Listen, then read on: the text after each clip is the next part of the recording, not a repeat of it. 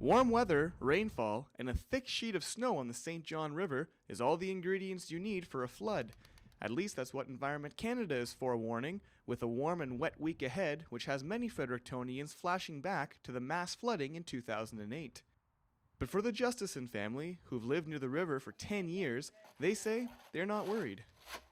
I remember that our house didn't flood, but everybody else around us did. Oh yeah? Yeah, and I remember jumping in a puddle in the driveway. 5 years ago, water flooded right across Waterloo Row, but they were fine. In 2008, we took everything out of our basement, including the burner from our furnace. It was rather inconvenient, and it was a big deal for nothing. Ed Pelger has lived in his home near the St. John River for 30 years and says he isn't too worried about the flood warnings either.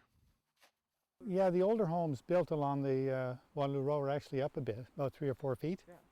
So the water used to comes in through behind by the creek, or used to be an old creek. Yeah. So the water comes from in behind and floods the roads in behind, and then gradually comes up this way. Okay. So we don't get the water until they have 4 or 5 feet of water. Typically, the river floods as high as the crossbar at this soccer field on Waterloo Row.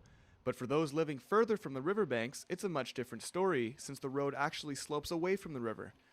Carrie Van Middlesworth bought her home in the flood area a year and a half ago. The previous owner had 40 centimeters of water in the house's basement, so she's preparing for the worst.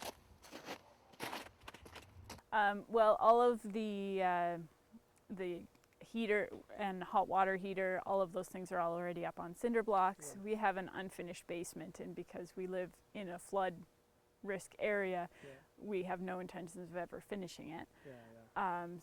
So that helps. All of our belongings in the basement are up off the ground or in plastic bins so that they won't get destroyed. Mm-hmm. And we have a sump pump in place, a backup sump pump, and as well a generator to run the sump pump should we lose power. Service New Brunswick issued an advisory on Sunday reminding residents who live in areas with a high risk of flooding to take precautions just in case. Those include moving their belongings to high ground, having an emergency kit in their vehicles as well as in their homes, and being on the lookout for quick ice movement because that can lead to a rapid rise in water levels. For Stu Journalism, I'm Nick Murray.